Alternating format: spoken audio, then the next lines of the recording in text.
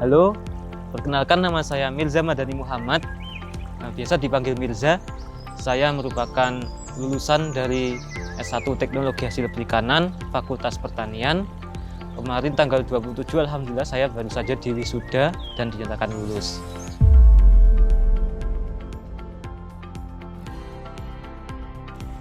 Program studi saya itu ketika itu Teknologi Hasil Perikanan, yang merupakan salah satu dari beberapa program studi yang ada di Fakultas Pertanian.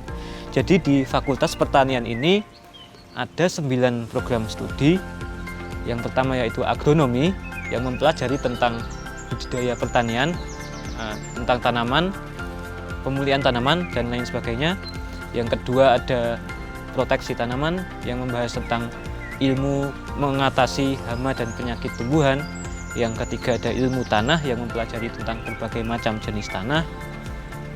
Yang keempat yaitu ada mikrobiologi pertanian, yang membahas pertanian dari segi mikrobiologisnya.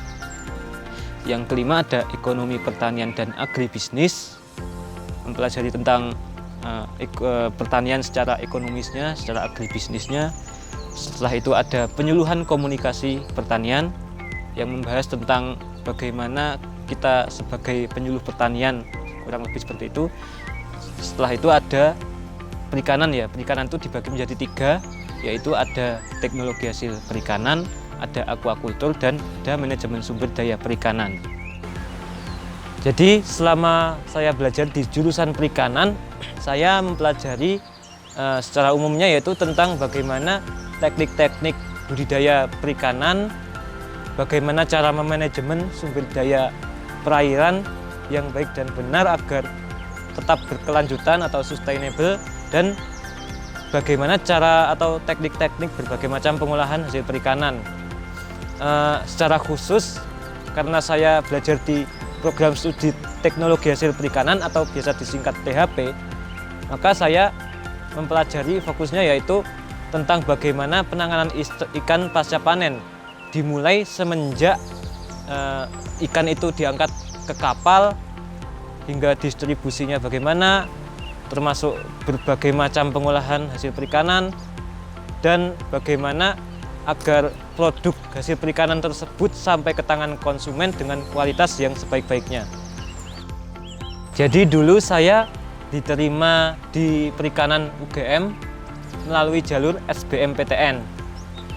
Alasan saya pada awalnya memilih perikanan ini yaitu karena saya memiliki interest atau ketertarikan terhadap bidang perikanan. Setelah saya mempelajari lebih dalam, ternyata ada alasan yang lebih penting lagi. Ketika kita melihat orang-orang Jepang, kita tahu bahwa mereka itu otaknya encer kan, negaranya maju dan lebih maju dari Indonesia jelas ya. Contohnya lagi ada Malaysia, itu mengapa mereka bisa lebih maju dari kita. Ternyata dipikir-pikir salah satu penyebabnya yaitu tingkat konsumsi ikannya yang lebih tinggi daripada Indonesia. Jadi berdasarkan data, Malaysia itu per tahun per orangnya itu per kapita 70 kg ikan per tahun. Sementara Singapura pun 80 lagi, lebih besar dari Malaysia. Makanya mereka cukup maju. Sementara Indonesia di tahun 2020 itu baru 50 kg per kapitanya. Itu kan kalah jauh. Maka dari itu penting sekali saya sebagai mahasiswa perikanan untuk fokus dan belajar tentang perikanan ini agar perikanan di Indonesia semakin maju. Apalagi kita tahu secara bersama-sama ya, kita tahu bahwa 2/3 luas di Indonesia adalah lautan. Sementara Malaysia itu kalah jumlah lautannya, sumber daya ikannya juga kalah sama Indonesia, tapi kita per kapitanya konsumsi ikannya itu kalah sama Malaysia. Nah itu harus jadi suatu perhatian yang serius gitu kan. Melihat kondisi-kondisi yang seperti tadi, maka tentu saja peluang kerja atau prospek kerja dari jurusan perikanan ini sangat luas. Ya, antara lain di Kementerian Perikanan, Kementerian Pertanian pun masuk juga. Selain itu, kita juga bisa bekerja di industri-industri makanan seperti Indofood atau makanan seafood atau fish dan lain sebagainya. Itu kita bisa. Selain itu untuk pemerintah daerah pun juga banyak membutuhkan, terutama pemda-pemda yang ada di daerah pesisir dan kepulauan, itu sangat membutuhkan orang-orang lulusan perikanan. Tetapi jika saya melihat dari kurikulum pendidikan di perikanan UGM ini, sebenarnya lulusan perikanan ini lebih dibentuk untuk menjadi pengusaha seperti itu. Jadi alangkah baiknya jika lulusan perikanan ini mampu membuka lapangan pekerjaan bagi banyak orang, jadi pengusaha seperti itu. Saya kedepannya memiliki cita-cita untuk menjadi pengusaha yang bergerak di bidang perikanan, dan juga saya juga ingin aktif juga sebagai PNS atau ASN di bidang perikanan seperti itu. Persiapan yang saya lakukan untuk mendapatkan cita-cita tersebut antara lain, saya sudah sempat mengerjakan analisis usaha perikanan. Jadi saya sudah percobaan untuk berbisnis perikanan seperti itu. Pernah budidaya lele ya. Jadi itu alhamdulillah sudah panen, dan sekarang lagi merancang untuk kedepannya mau bagaimana seperti itu. Selain itu saya juga memiliki kesibukan lain.